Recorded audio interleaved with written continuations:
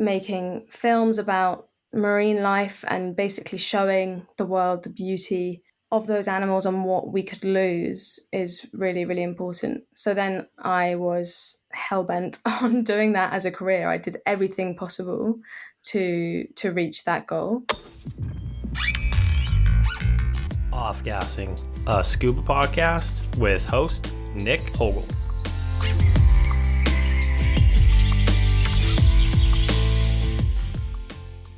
Growing up, Anna Dimitriadis would spend summers in Greece by the ocean. It was only a matter of time before she would find herself enjoying the wonderful moments beneath the surface. Now, she can usually be found in the wild, capturing those moments and bringing them to the big screen. Seeking more adventure, she quit her job and pursued a career in underwater cinematography, making her way to Mexico to hone her new craft, moving into a closed circuit to further her career, high points and low points of film shoots, and much more. Please enjoy.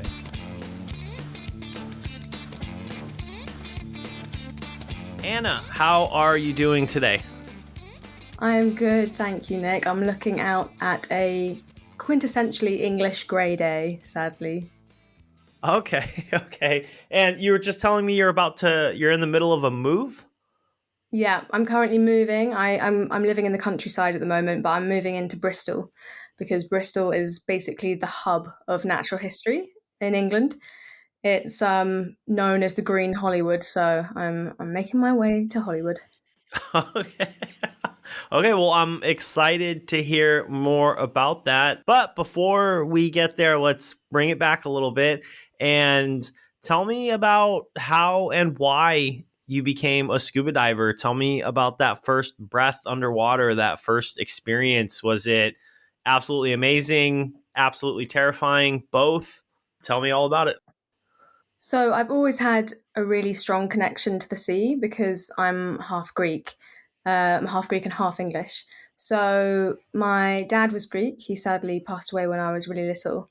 But having family in Greece meant that I was there every single summer holiday since the age of probably 6 months old. And my Greek grandma, or Yaya as we call her, has a house which basically at the end of the road leads onto the sea. So it's really magical. And every year, me and my sister would spend about 6 weeks in the summer just on the beach all day, every day, going in and out of the water. We'd be diving down for sea urchins, shells, and rocks, and just basically exploring our own little patch of paradise, I guess you could call it. And I was always like a really sort of tomboyish character. So back then, you would call the kind of things that I like doing quite male. Obviously, that's not the case anymore, but I loved like playing with action figures, playing with cars, exploring outside. But there was never really, a toy that represented me. It was always like a male action figure. There was never a female. And I was always so keen on being that person. I actually really wanted to be a spy, weirdly. And that's something that stuck around for quite a while. But when I was about 10 years old, our mum moved us from our school in England to a school in Athens, in Greece. So it was quite a big move, and it was a challenging move because we were midterm, and you know how difficult it is to join a new school even at the beginning of a year. So it was tough. And I remember one day feeling quite lonely and seeing on one of the school notice boards that there were scuba diving lessons available. And I saw that and I kind of thought, this is something that, an action figure would do. It would give me the chance to get a little bit closer to the fish that I love and the shells that I love. So I was really keen to do that. And then I went to my mum and I said, please, can I do this? Can I have scuba diving lessons? And luckily she said yes. So I then toddled off to have my first scuba diving lesson. And that was on a beach on the coast of Athens. And I remember being basically like loaded up with all of my scuba gear, and you know how heavy it feels at the beginning and how alien. And I think my sort of 10-year-old brain couldn't really comprehend how on earth I was going to float in the water. I just thought I was about to, dive like a rock. But I also remember the moment that I got in the water and having this insane feeling of weightlessness And it's like a zero gravity, and you do feel like a superhero in some ways. You feel like you're not really supposed to be there, especially when you dip below the surface. Humans obviously aren't designed to breathe underwater, and you're suddenly allowed into this secret world that you otherwise would never be able to reach. And it meant that I could get even closer to all of those fish that I loved, find even bigger shells. And I guess little did I know that that would have such an impact on the path of my life and my career. Oh man, that is so beautifully put. I love how you just explained that. So, it being through your school, was it a very extended course, or was it just kind of like a couple of weekend course? Like, tell me about how the going through the training program was. Yeah, it was quite a short course. It was just weekends, I think I remember. So it was quite split up, but I remember really loving it and being really keen to get back in the water every time. But it also did feel so alien, like that it's kind of crazy now to think how natural it feels, but at that moment it was the strangest thing.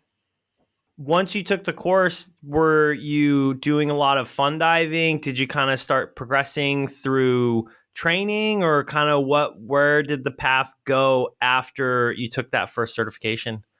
So we actually ended up moving back from Greece to England within a year of arriving. So I didn't get to do as much as I had hoped to, I suppose. And it wasn't really until years later that I did some nice fun dives, but I never really progressed in terms of getting more certification. So yeah, it wasn't until years later that I kind of got back to it, and then, of course, made the decision that I actually wanted it to be a part of my career. Okay, so tell me how you well, tell me what your career is, and then tell me how you incorporated it into your career. So I'm a wildlife cinematographer, and I started out just in TV, normal TV, I suppose you can call it, or human TV, so not exactly wildlife related. But I did that for about 4 or 5 years, and in that time, I lived and worked in Argentina for a year at a production company, and then worked in Spain and Cyprus and Greece. And although those jobs were really great in terms of I learned a lot about television and how to put a show together, it wasn't very rewarding. And I think I got to a point where I was just craving adventure and craving something more.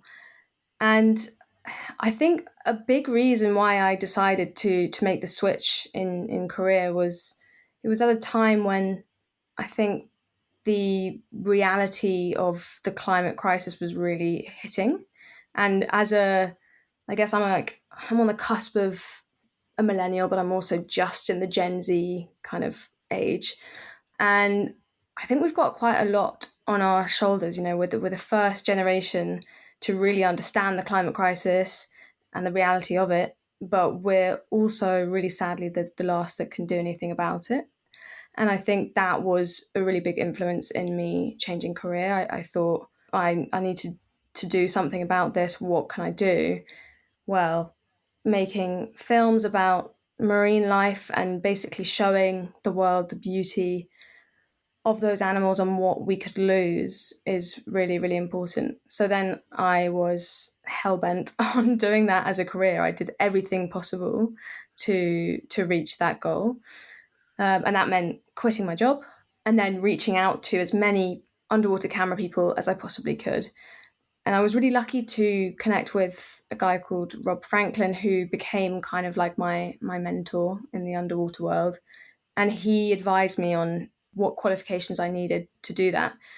And that included your commercial diving license, which is something I'm not sure if you have it in the US, but you have to have this commercial diving qualification. It's called HSE scuba, and you have to have that in order to dive for work in the UK. And what's hilarious about that is that it really makes you kind of have to forget everything that you'd learned in your scuba courses. Like, really, you've got to just abandon all of that because, scuba's all about having perfect buoyancy and not touching the seabed. But then you get to a commercial diving course and they're telling you get down on the seabed as quick as possible, and then you're either walking or you're crawling along the seabed. So very different. I was learning how to scaffold underwater, and it essentially that course was 12 men and me. And it was interesting because they were sort of like big burly men and I was this like petite blonde woman. I think at the beginning they just thought, like, what are you doing here? But I quickly showed them the reason that I was there. And they did actually come up to me 2 days in and said, okay, now we understand why you're here, because it's an intense course and a lot of them were having panic attacks. But I don't know how I was managing to kind of keep my head straight and keep on it. So yeah, so I did that 3 week course, which was very interesting, and then went straight out to Mexico and worked with basically like a retired Nat Geo underwater cameraman. And that was my first opportunity to get some really amazing hands on time with a big camera. And he taught me those kind of cinematic moves that you see in all of the kind of blue chip natural history shows, which was awesome because I could build a really good show reel and just get some incredible experience. Getting your hands on a camera like that is really difficult because obviously they're extremely expensive. So that was like my first intro into filming underwater. I'd filmed above water for various shows, but never below water. And then after that, I got picked up on a really cool Disney Plus series called Epic Adventures with Bertie Gregory. And it was through that I sort of realized I needed to do my rebreather. So then I went and did my rebreather course, which again was abandoning everything you'd learnt before and having a load of new information put at you, and on a machine that's obviously kind of designed to kill you. So you've really got to be on it the whole time. But that has given me like some extraordinary wildlife experiences because you can get so much closer to marine life and you can obviously stay down for so much longer. You really feel like you're being accepted as part of their world. Oh, okay, okay. And because I was actually looking through your profile, and you trained with Tech Deep in Egypt, correct? Yes, that's correct. Yeah, with a guy called Alex. Okay. So I actually, funny enough, I've done some training with Tech Deep in Ahmed, Bali. So Mark Crane is the guy that runs Tech Deep, and after meeting him, it kind of got me down the path of like looking into rebreathers and stuff because I started going to him for a Yeah. little bit of technical training. And so no, I'm curious to hear more about that, but I'm just also curious. So you were in the film industry. Was that something that was that like a path that you chose for yourself, or was it just something that kind of happened? Like, what brought you to that part of that work?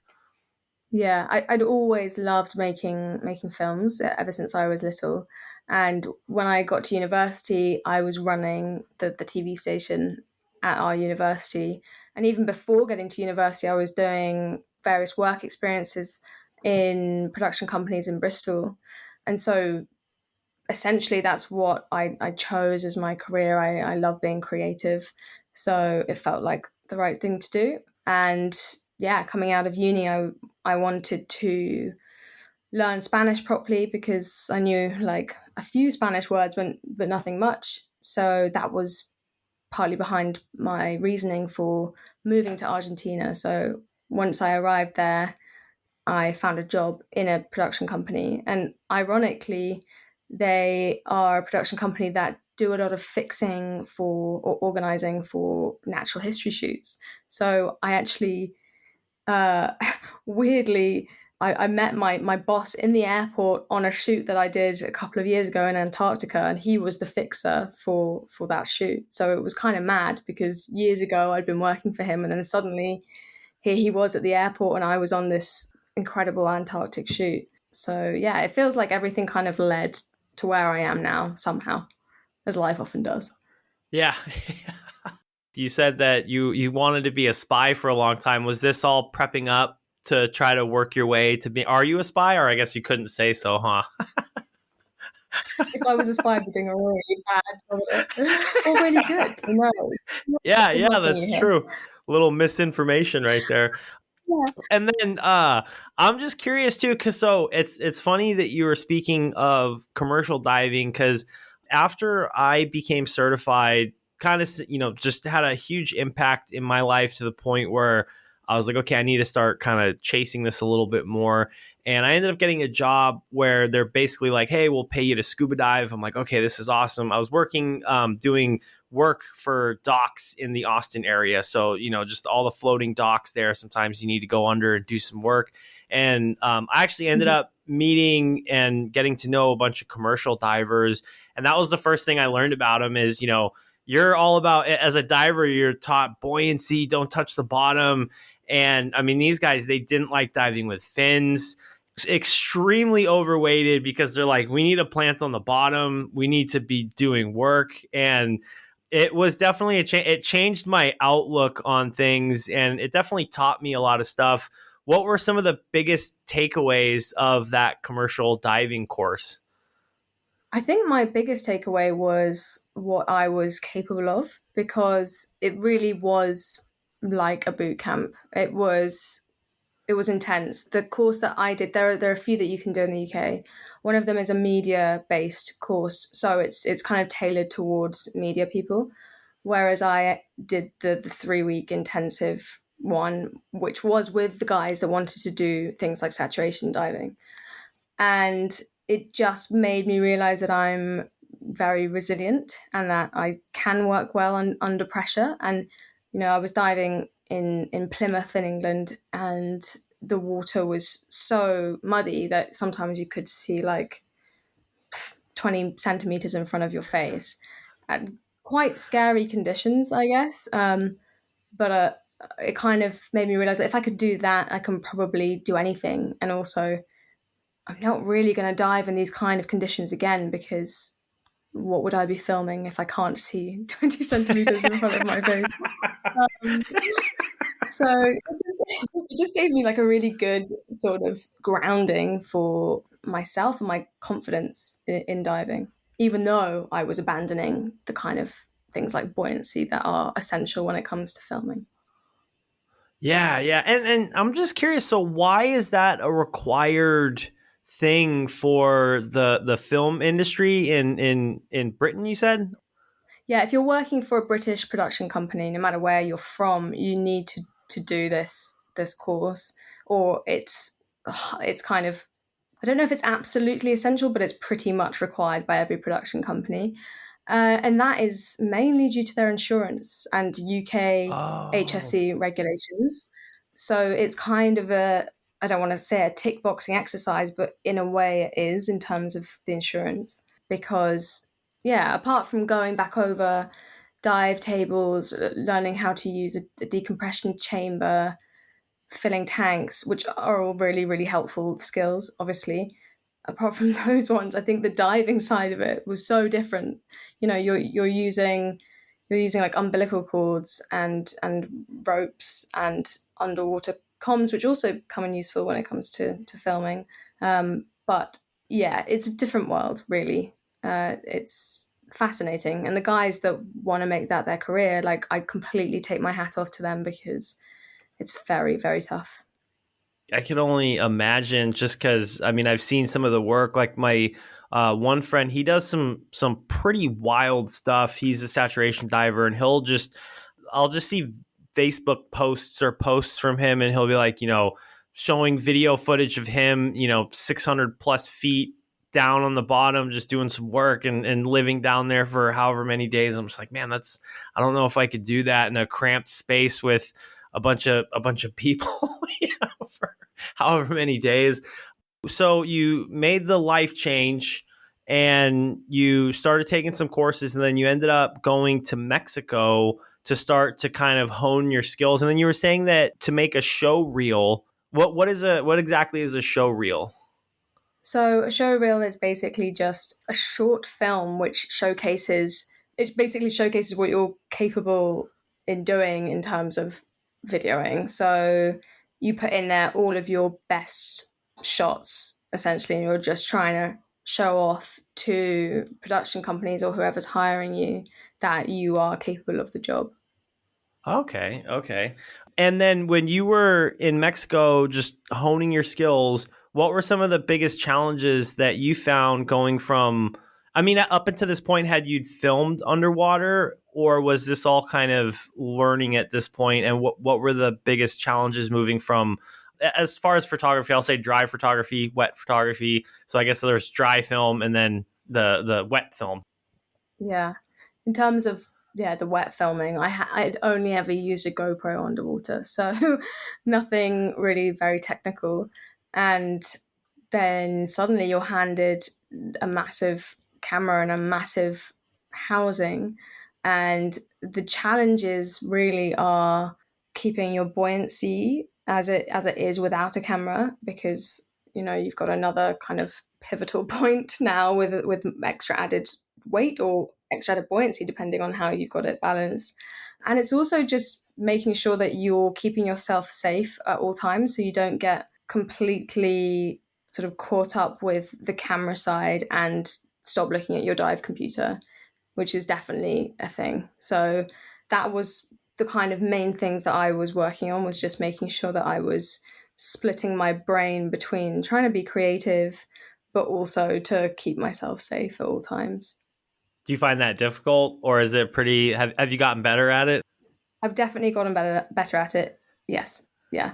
It's something that just comes with spending a lot of hours underwater. Of course, because then I went from scuba to rebreather, and that's a whole another kettle of fish. You've got your computer, well, you've got two computers on each arm, and then you've got your heads up display, your nerd, which is in your eye at all times. So you're constantly reading your PPO2, partial pressure of oxygen levels. So yeah, it's kind of like every time you get a new skill, you've got to go through that time of making sure that you are safe on the machine that you're diving on before adding something like a camera. Because yeah, as soon as you've got a camera, you've got something that's going to distract you from safety. From a personal standpoint, because I am about to go, down the rebreather path. How did you find the rebreather training? Because I have heard that quite a bit. Is you kind of have to forget everything you know, and I kind of had a little bit of a taste because I've done some tri dives on a rebreather. Actually, one was on a Revo, and so I kind of got like that feel of, oh, I can't use my breath for buoyancy for fine tuning anymore. So how did you find the whole rebreather course?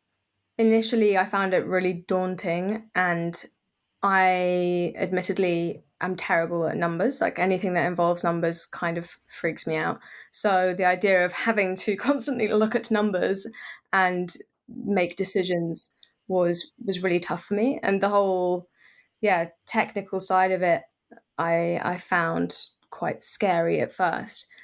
And then, of course, there's the physical aspect of it and just the completely different feeling of being on a rebreather, which is actually incredible because once you do get your buoyancy right, you can be so solid and so still. And like you said, when you're breathing in and out, you don't have the up down, which is again incredible for filming because it just means you can stay really, really still. So yeah, the whole thing was super scary at first, and I was like, what am I doing? And I've spent so much money as well on this course. I then had to buy a rebreather, which is ridiculously expensive. And I did have moments of, what the hell am I doing? Have I taken this a step too far? Um, but 2 years down the line of rebreathe the diving, and I've realized that it's actually the most incredible tool. And now I'll get back onto a scuba, and I'll find it so loud and uncomfortable, which is crazy because I never thought I was going to be saying that 2 years ago, never. But yeah, I find scuba now just not very fun. Yeah, no, I've heard very similar things, and I at one point, someone was even telling me because we were doing some training, and they were doing rebreather diving. I think just building up hours, and I don't know where he was. I couldn't see him. Obviously, I wasn't looking for him in the water, but he would tell me things afterwards. He'd be like, "Oh, I can hear you when you guys get in the water. Like scuba divers are so loud." He's like, "I'm so far away," and he's like, "You could actually even see the behavior of the fish change when a bunch of scuba divers enter the water because we're just loud and making noise all over the place." And I never really thought about it like that until he was explaining it to me, and I was like, "Man, that really must be just an absolute like great thing for filming to be able to capture footage of essentially animals not frightened or not in a highly aware of like, oh, what's going on over there. So but tell me a little bit more. So you signed on, you said, to a Disney Plus program. Tell me a little bit more about that whole experience. So that series, I basically did the end of the first season, which was Epic Adventures with Bertie Gregory, and then I went on to the second season, which changed names to Animals Up Close with Bertie Gregory. And that series gave me like an insane breadth of experience because each episode was based in a different location. And I think I did seven episodes. So I had seven new incredible experiences. And some of those obviously included diving. So I was able to dive in Antarctica, in the Galapagos, in Indonesia, and I had some of the most incredible dives of my life. And it's funny, yeah, obviously, we use rebreather a lot for getting close to animals, and it's fascinating seeing how they respond to you when you're on a rebreather, because it's almost like they're coming close to you and they're going like, what are you? We've never seen you before, but you kind of look like you belong down here because there's no bubbles coming out of you, and yeah, we can't really hear you. So it's funny in that respect, but the tables do turn on you with that as well, because we had a point when we were diving in the Galapagos and we were sort of hanging out by a big seawall waiting for some behavior to happen. So it meant that there were four of us in the water and we were all split up along the seawall.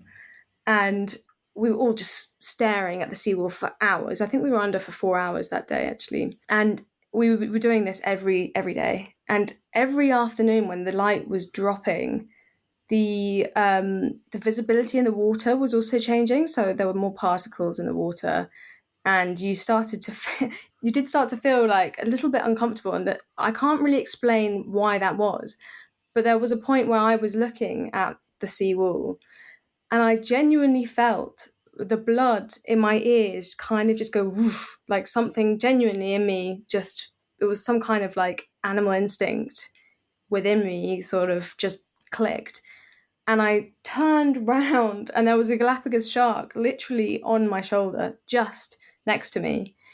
And I turned around, and as soon as I turned around, it freaked out and it went. But I don't think had I been on scuba, it would have ever got that close to me. And we did end up calling that dive because Bertie also had a similar thing, and he basically saw that the sharks, as soon as the visibility changed, they were changing themselves. Their behavior was altering. So it can be scary as well. Oh, I couldn't even. Wow, that would be. I could easily see myself. I mean, I guess you have to remain calm, or hopefully it happens so quick that you don't have time to like react. But Yeah. just curious, when you're in the water the whole time looking at the sea wall, like, do you go in with a game plan, or do you just kind of go in like, do you know what you're trying to capture, or are you going in and just hoping for Mother Nature to take course? We normally go in with a specific game plan. So there's something that you're hoping to get. However, as nature always is, you never know what's going to happen. They don't read the script. So you do have a game plan, but they don't always play ball with us. When it's sort of more, I guess, simple things like we in the Galapagos wanted to get lots of shark, not even like shark behavior specifically, just to film lots of sharks. So we just went down to a point where we knew that there probably were lots of sharks and just sat there and filmed them. But otherwise, when you're looking for specific things that don't often happen, you find yourself waiting around a lot underwater. And 4 hours of not drinking and eating, which you can actually do underwater. I haven't attempted it yet. I'm not sure how I feel about it. But it's a lot. It takes a lot out of your body, and you come up and you get out of the water, and you're really dehydrated, quite shaky. But of course, when you actually get what you went for, it's all worth it. You forget everything. You forget all of the hardship when you've got the shot you want. Are you just is your home base like a big liveaboard type boat when you're staying in the Galapagos? I don't know how long you're staying out there for. Yeah, I think we were in the Galapagos for 5 or 6 weeks. So you're on a boat for that time. We were on a liveaboard for that time, and we moved around locations, which was really really awesome. But it's also quite a lot, when you're living and working with people 24/7. It can be quite intense. I think the our Antarctic trip was very intense because when we were in the Galapagos, we had quite a big boat. Going to Antarctica, we were on a small sailing yacht. I think it was like 75 foot. And there was 11 of us on board and pretty much one bathroom for 8 of us. And I was sharing a cabin with a really lovely girl, thankfully, but both of us couldn't stand up in the cabin at the same time. So if one of us needed to get changed, one of us had to just like stay in bed whilst the other got changed and then switch. So you're really living on top of each other, and you've got to really yeah, learn to not get too stressed out by having humans around you all the time, and also just to not be like, I guess, a prude about bathrooms and all of that lovely business, which when you're the Drake can be pretty violent. For a typical season, how long are you shooting? How long is the whole production time for what is actually released by the time that the season is released? Right. So I'm trying to remember exactly how long I spent away, but a season, 6 episodes, I believe, unless I've got that wrong. I think it's 6 episodes, and they are like 45 minutes an episode. Each episode, you're away for normally between 5 and 7 weeks. So I can't do maths, and I'm not going to attempt to, but a long time basically. And that's the kind of the first question that people ask me when I say what my job is. They always say like, "Oh, you must have to wait around a lot," and I go, "Yeah, it's true. You do. You see it at the end of Planet Earth, where people have had to sit in a hide for hours and hours and hours, and that is it. That's what you've got to do. Patience." Has your patience gotten better since the start of this new career path? Yeah, I'd also say that my ability to chat absolute rubbish has increased as well because you just the most hilarious chats with people. You get to know someone very well very quickly. Whether you like it or not, you are suddenly, you know their life story and they know yours. That's pretty funny. So out of all of the places that you went for that series, what was the highlight of the is there a few highlights? Is there one or two? None? Definite highlights. I think Antarctica was yeah, it's got to be my number one highlight because I feel so lucky that I was able to go there. It's so rare to be able to go there and also to dive there because that's extremely rare as well. So I think that was my highlight, and it just like I felt like I really was at the end of the world. It was quite a strange feeling, and we were in, as I said, like a really small sailing yacht. Whereas I think, a lot of the cruise liners go down, they're huge and you could probably feel quite at home on one. Whereas my experience was, you feel very much at one with the environment. There's not really any escape, especially when you're encountering the bad weather on the Drake. Yeah, you just feel very small.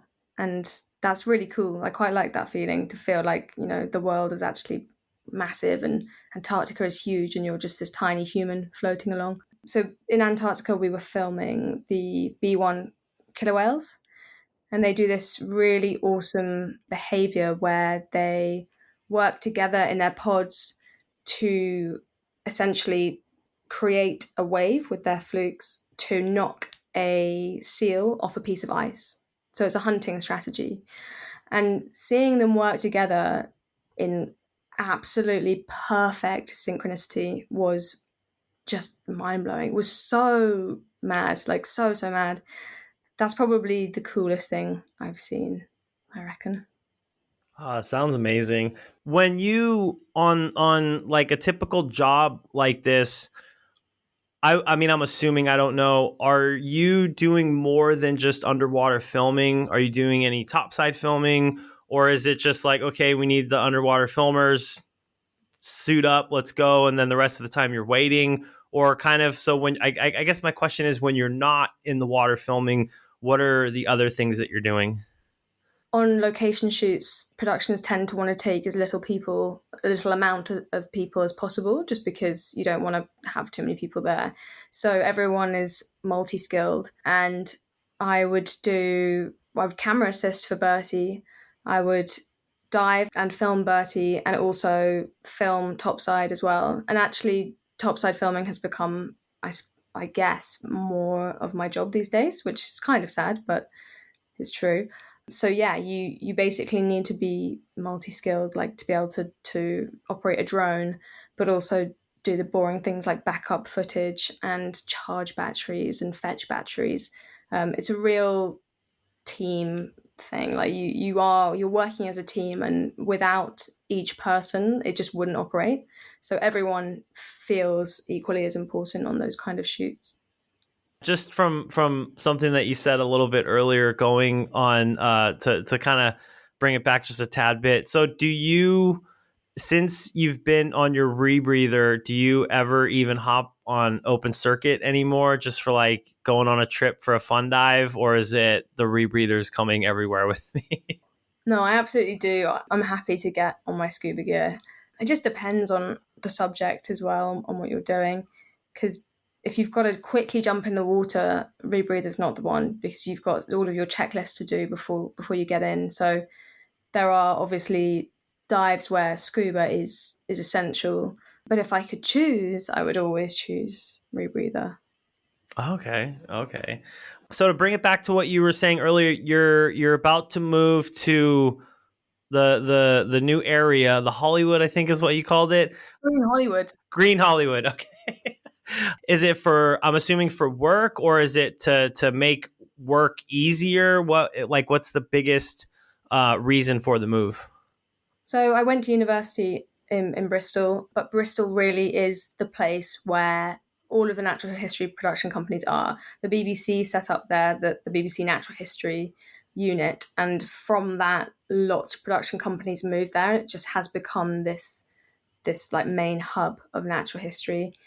And for me, it's the key really is like staying in the forefront of people's minds and constantly meeting people, because this job, you do want to be likable on this job, because people don't want to go away for weeks and weeks with someone who's not very nice. So they're keen to meet you in person and get a good idea of who you are before going out on these shoots. So for me, it's that. And also, I've made so many incredible friends from the shoots that I've been on. And those friends are the people that I've got all of these nuts memories with, that you can't really explain it to people when you get back from those shoots. You can sum it up in a few sentences, but they're never really going to understand everything that you've been through. But the people that were there next to you, they're the ones that you can be like, oh, remember that time when we were diving and there was marine iguanas, there were penguins, there was cormorants and sea lions. Like, everyone else would just be like, what? But that person would be like, yeah, that was amazing. And it's things like that. And I love that feeling of, yeah, you've got to know someone so well, it feels like they're just part of your family. Oh yeah, the connections. It's an absolutely, it really is what makes the world go round. To experience and then build those connections with people. No, I love it. And then, so is that like you're in? Obviously, there's some boxes. So is it like a move that's happening tomorrow, the next week, or you have a timeline? hopefully happening in the next 4 weeks. But it's funny because I was living in London and I was paying rent, and I was like, why am I paying rent and I'm away so much of the year, and London is so expensive. It just seemed ridiculous. So I moved all my stuff to my mum's place. My mum's living in Greece at the moment. And I said, I'll be home probably for a couple of months maybe, and it's been 18 months. So I'm definitely ready to move now. I need to get out, but it's happening, so it's all good. Awesome. Awesome. And then, and then also, I forgot I was going to ask this question. So you said that you did a little bit of filming and diving in Indonesia. Can you tell me a little bit about that? Yeah, so we were diving just off a small island called Misul in Indonesia, which is an incredible eco resort. And we were looking for mantas and devil rays. And it was actually a really interesting one because we were there in manta season, but we really weren't seeing many mantas, which was quite shocking and also very sad because basically the water temperature is increasing year on year so much that there's only really species like jellyfish that are benefiting, I suppose, from that temperature because they actually are really quite comfortable in hot water. So there were so many jellyfish. It was nuts. We were underwater and we just had like jellyfish like flying at your face, and you're trying to like dodge them to not get stung. And then of course like mantas are filter feeders, so they're not going to want to swim around with their mouths wide open just to get their mouths bunged with jellyfish. So they weren't really there. we were visiting these anchovy bait balls, but just not really seeing many mantas and devil rays, which was pretty. Yeah, it was really sad. And I do think that there isn't one place that I've been to where I haven't seen the effects of climate change, and it's like happening right in front of me, which yeah, it's very sad. Yeah, no, that's a bummer for sure. And the anchovy balls, does that happen in the Indonesia area too? Yeah, exactly. So there's loads of anchovies, and they're just being like picked off Oh by wow. things like devil rays, and it's nuts. Like it's really very very cool. They are magical when they're all together.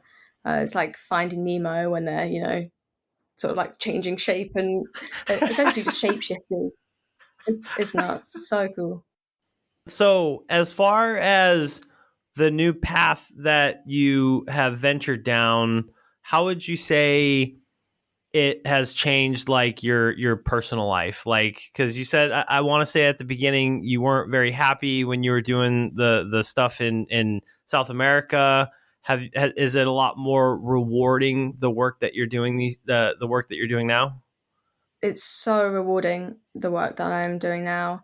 The hard bit about it is you do have to make sacrifices when you do a job like this. It's really hard to maintain relationships, friendships. You're away from home so many weeks of the year that people start forgetting that you exist. And it's that kind of thing where you have to really weigh up whether you want more of that home life. And it's particularly hard for women because we've got this stupid biological clocks, which are really limiting for us for how long we can work for before taking a break. So it comes with its incredible pluses, but there's also some negatives that you've got to kind of try and balance.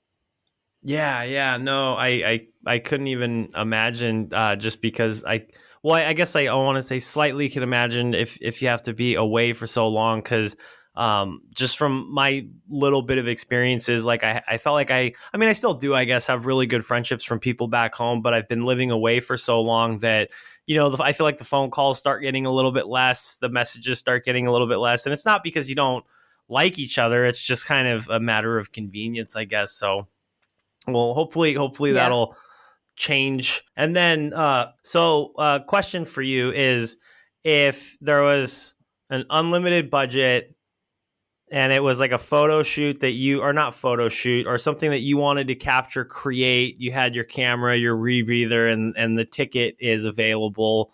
what would you go? Where would you go? What would you do? Oh, that is a really tricky question. I think I'd want to do something that is a bit unusual and a species that isn't as well documented. So I think something like pink river dolphins in the Amazon would be pretty fascinating. There's not a whole lot of data on them, and they are essentially endangered and really affected by, again, rising water temperatures and essentially human encroachment on their waters. And I think just like documenting them would be really, really incredible. Cool, cool. I actually didn't know much about it. I'll have to do my own little research to find out. I think I did know that there was pink dolphins, but I did not. I mean, I'll be honest, I did not know much. So yeah, that's something. That's something interesting. Well, let me throw one final question out for you before I let you go. And thank you for coming on the podcast. But my final question that I have for you is somebody that and I know you've explained a lot of it through the whole episode, but somebody that does want to get into underwater cinematography and, start documenting, start kind of going down the path that you went down, what would be the best piece of advice that you could give to that person to take that first step, or to, knock on that door, make that phone call? What would be the best piece of advice that you could give to that person? I'd say don't let anyone tell you that you can't do something. Because when I came into the industry, I had a lot of doors in my face, but I continued. And I think that if you have the passion and the motivation to do it, you will absolutely be able to do it no matter what.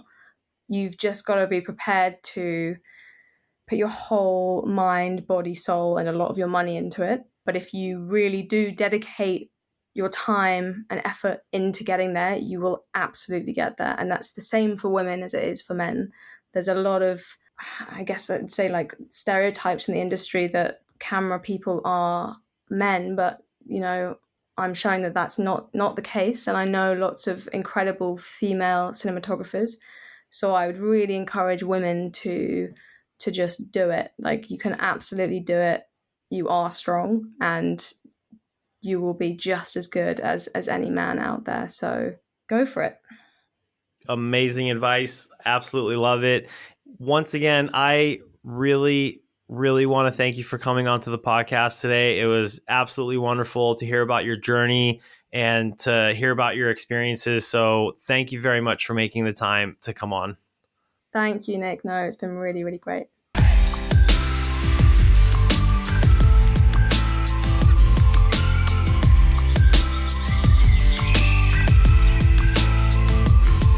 Off Gassing, a scuba podcast.